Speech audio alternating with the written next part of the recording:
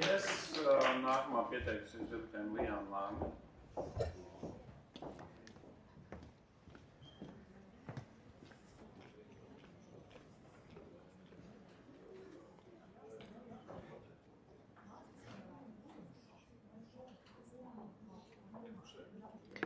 Labdien, dāmas un kungi, cienījamie kolēģi, laimīgi jauno gadu visiem.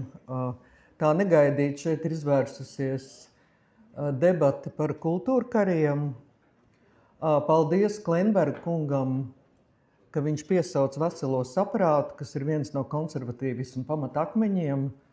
Un tieši šis atgādinājums par veselo saprātu man pamudināja pieteikties šīm debatēm un pievērst jūsu uzmanību dažiem aspektiem. Jēdziens kultūra nav absolūti nekas universāls, jo kultūra ir arī uzraksti uz publisko toalešu sienām. Arī tā ir daļa no kultūras.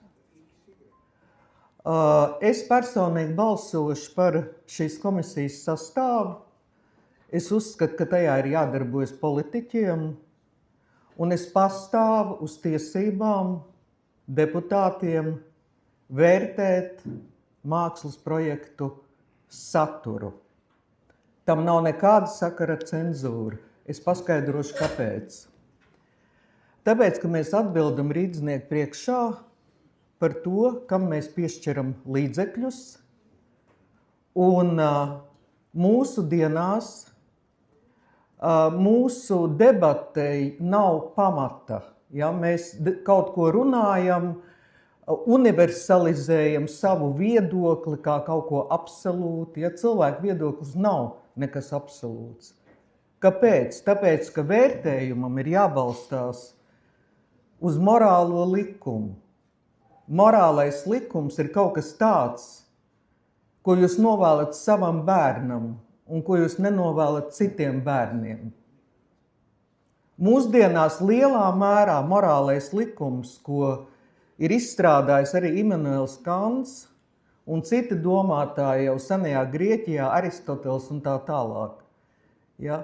Tas ir tas pamats, uz kura mēs stāvam, lai vērtētu lietas. Mūsdienu kreisliberālajā ideoloģijā ir tendence visu noreducēt līdz cilvēku tiesībām un paziņot, ka jebkuras cilvēku tiesības ir kaut kas ļoti vērtīgs un labs. Un tagad pasperam soli tālāk un domājam. Piemēram, mūsdienu kultūras daļa jaunatnē ir tādi kvadroberi. Ja, tās ir viņa cilvēku tiesības.